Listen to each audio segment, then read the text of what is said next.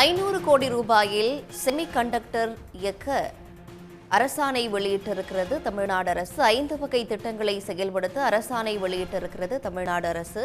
கண்ணன், விவரங்கள் என்ன? நிச்சயமாக தமிழ்நாடு அரசின் நிதிநிலை அறிக்கையில் 500 கோடி ரூபாய் செலவில் செமிகண்டக்டர் இயக்கம் செயல்படுத்தப்படும் என்று அறிவிக்கப்பட்டது.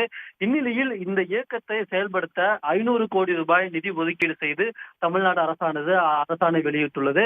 அதன்படி செமிகண்டக்டர் வடிவமைப்பு மேம்பாட்டு திட்டத்திற்கு 250 கோடி, செமிகண்டக்டர் சோதனை உட்கட்டமைப்பு மேம்பாட்டு திட்டத்திற்கு 75 கோடி என்று இதற்குண்டான நிதி உதவியானது ஒதுக்கீடு செய்யப்பட்டுள்ளது. அதன்படி செமிகண்டக்டர் உபகரணங்கள் உற்பத்தி திட்டத்திற்கு 50 கோடி, சிறிய அளவிலான செமிகண்டக்டர் சிப் உற்பத்தி திட்டத்திற்கு 100 கோடி, இளைஞர்களுக்கு திறன் பயிற்சி அளிக்க 25 கோடி என்று 5 வகையான திட்டங்களை செயல்படுத்த அரசானது வெளியிடப்பட்டுள்ளது.